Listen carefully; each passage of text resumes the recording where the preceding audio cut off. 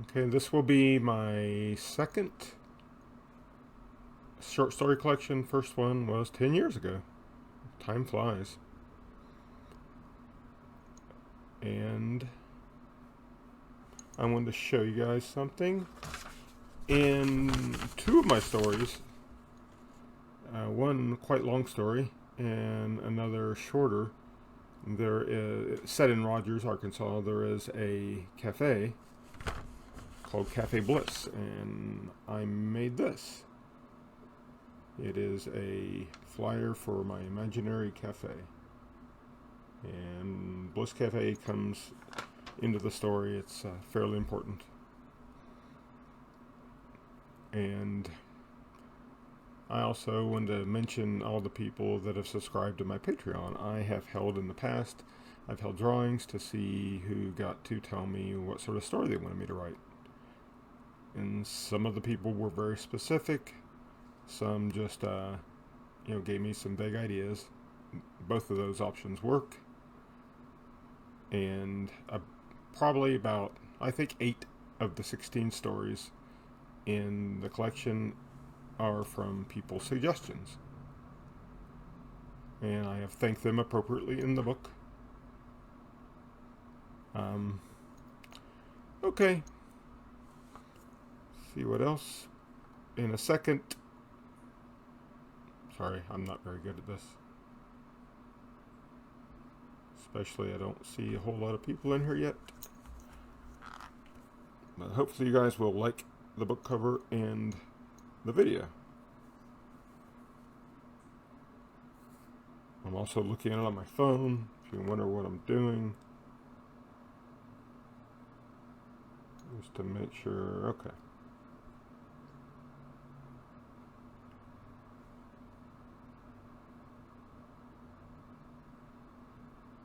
Okay, there are people in here. Okay, I could not see any people.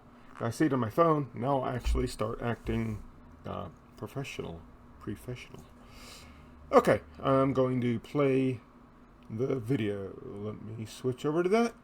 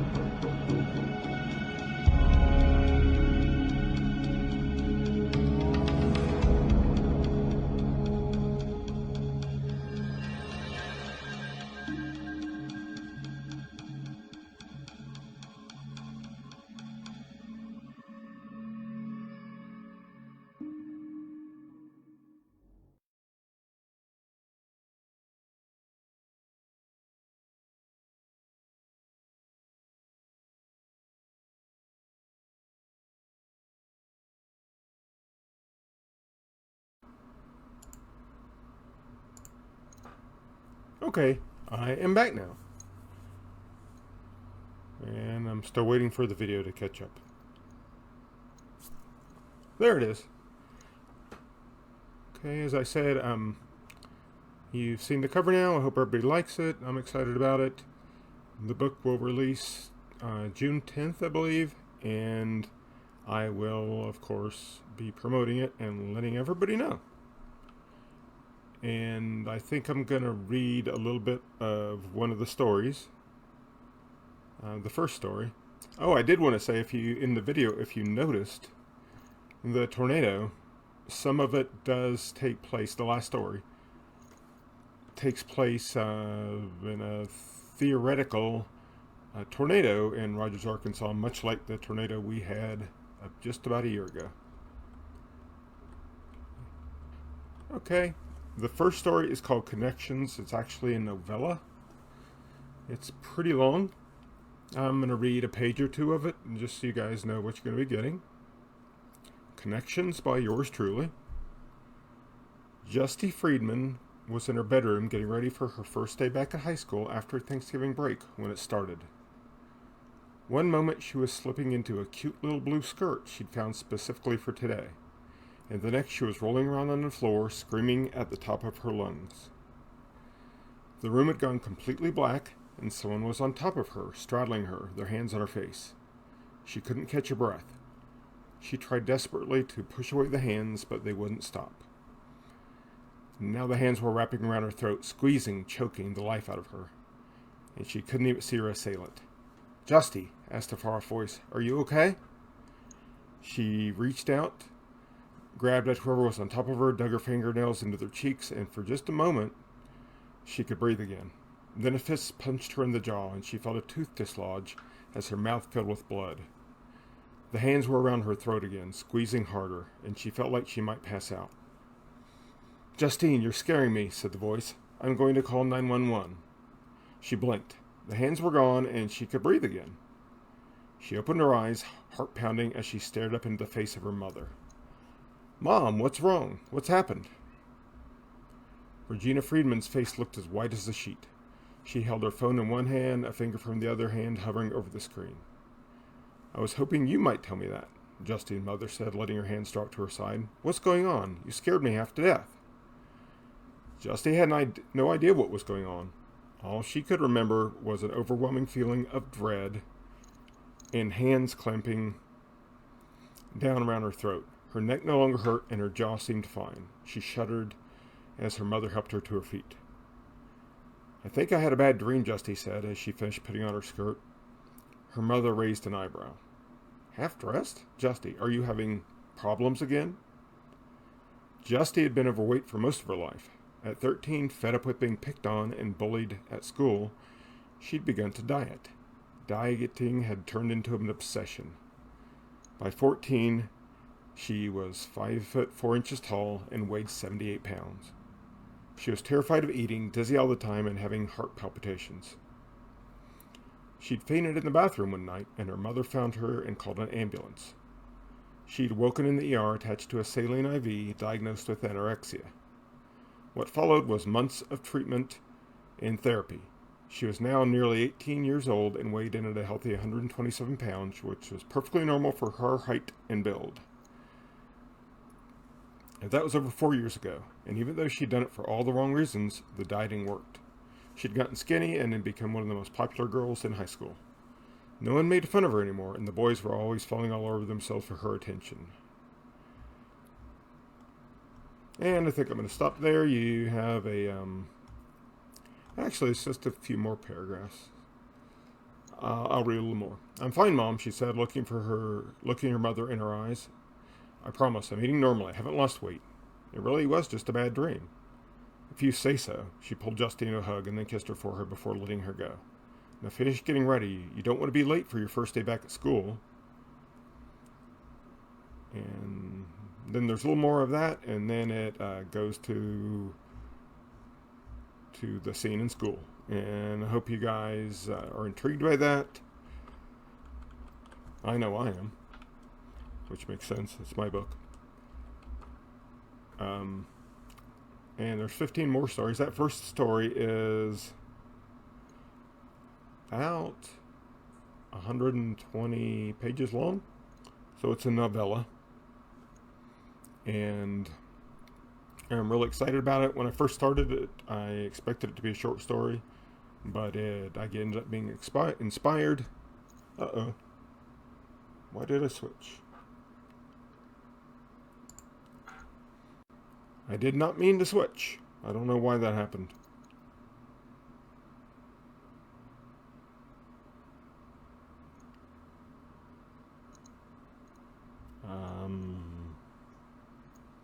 Okay, now we're back.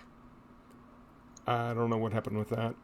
Hey, Jesse Morey just came into the video. And hi, Crystal. Hi, Vincent.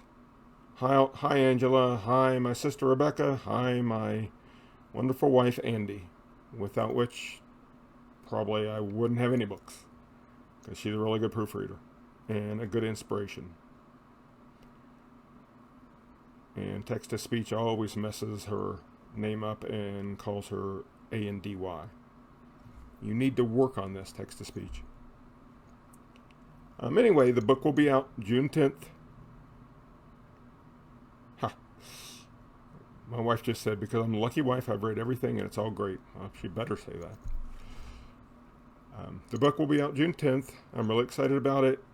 It will be in trade paperback as well as Kindle. And then at some point after that, it will be available in audio. That may be several months. And let me see. I think I'm going to read you guys. I'm going to tell you guys the names of the stories. Hey, Angela marked her calendar. Thank you, Angela. At some point, when it's available for pre-sale on Amazon and stuff, I'll let everybody know. My story titles are Connections. That's the first story, which is long. Tomcat, Next Time Is Now, Online Undead, A Match Made in Somewhere. Haunted, Hidden Rooms, The Magical Book, The Urn, Alternate Life, What If, Beautiful Monster, Forks, Identity Crisis, Forbidden Fruit, and Disconnections, which is kind of a sequel. It's not really a sequel to Connections, but it's in the same universe. And actually, there's at least one of these stories that at some point may be made into a little comic book, if everything works out. Since we've had some new people join, I think I'm going to play the video one more time. And if you have any questions, go ahead and ask them in the chat, since I can see the chat now. And I will answer them. Or at least I'll pretend to answer them as best I can if I don't know the answer. We're going to switch back to the video for a minute. People can think if they have any questions, and then I'll be back.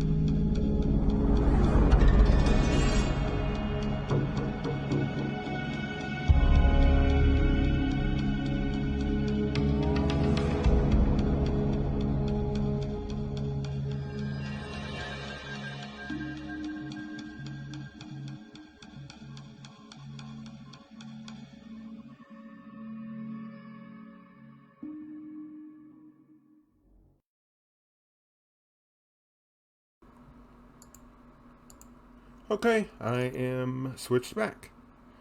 I did want to give it. I'm looking at my my thank yous or acknowledgments in the book. I did want to point out who had inspired some of those stories, because a couple of those people are on Facebook watching this. My wife and son, Andy and Fletcher DeRouen, inspired Hidden Rooms. Michael Neal, a close friend of mine, inspired Alternate Life and the Magical Book. Jessica Walters inspired Forbidden Fruit. Elizabeth Lieberman, The Urn. Angela Barnes, who is here right now, inspired What If. Rebecca Jones, my great sister, inspired A Match Made in Somewhere. Meredith Wells, Haunted. Annie Sturdivant, Forks. Chris Greenberg, Online Undead, and Cassie Cook Ward, Next Time Is Now, and Irene Knuff I never know if I pronounce your name right, even though I've actually met you. Inspired Tom. So thank you to those people. And anybody else that wants to join my Patreon, you're more than welcome. I will post a link at some point after I wrap this up.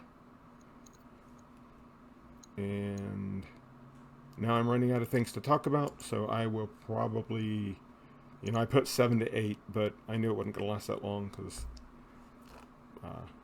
my throat gets tired. And I've run out of things to say. Hey, just got another person watching. Cool. Well, we actually ended up with more people than I thought, which is very nice. At some point, probably next month, I'm going to be on Jenny Elliott's podcast. And I'm trying to possibly be on some other podcasts as well. And hopefully you guys watch it and say, yay, there's Joe.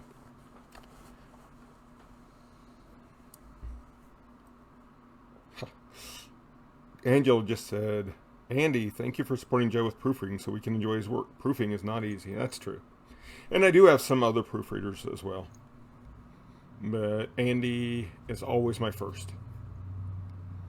Jessica proofread Connections as well this time around. And that's Jessica Walters. Hey, there's Vincent. And I have some other people that are reading some other stories. So if you guys have any questions, go ahead and ask them. Otherwise, I think I'm going to go ahead and end this. And it will be on Facebook. So yes, Andy said I always miss things because she corrects in her head as she reads. And that is true. And that's a problem with being a writer, is that's what you do with your own work. So if any writers are watching and want hints on that, best thing to do if you want to help proofread your own work is to get it done, set it aside for a month, and then read it, preferably like transfer it to your Kindle or print it out on paper and read it and try to separate yourself for it, and you will find more typos and stuff that way. At least that works for me, but this is why I have my wife, I have Jessica, I have a couple other people that are going to be proofing as well. The more eyes you have on it, the better, because I find typos and errors in Stephen King books, of all things. I find them everywhere, so I'm sure there'll be one in here somewhere that somebody will point out. But maybe not. Anyway, June 10th is when the book comes out. Proximity blindness. Yep, Angel's right. Because you correct it in your head. And I've found that in stories I wrote years ago that I missed. And usually it's nothing huge, but it's annoying. So proximity blindness, I'll have to remember that. That's a good term for it. I'm trying to look at what else I can do in here while we have this going.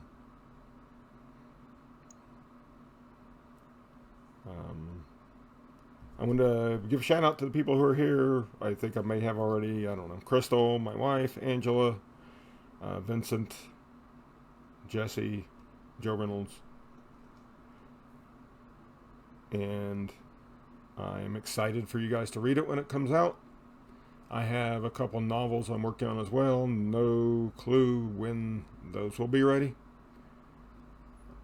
Inspiration is a fickle beast. But I am working on them. And this book, the short stories, is 102,000 words. So it's actually a pretty big collection of short stories. 16 short stories, 102,000 words. You should pre-order it as soon as it's ready, which I probably should have waited to do this until it was ready for pre-order, but I didn't think about that. Thank you to everybody again. I appreciate you guys coming. And if anybody missed the video and missed the event, the cover reveal, you can watch it on here at your leisure. I will also post it on YouTube at some point, and I'll post just the book trailer as well. I think I might add this into the book trailer because I was kind of proud at my handiwork with this. So if you're ever in Rogers, you can go to 484 Sterling Street in Bliss Cafe, except that doesn't actually exist. There isn't a Sterling Street in Rogers, so I guess you can't go to it. Haha. Thanks, everybody. I appreciate your support. It means a lot to me. Anytime I get a new review or just know somebody read one of my books, it makes me happy. I hope everybody has a good rest of your night. Talk to you all later.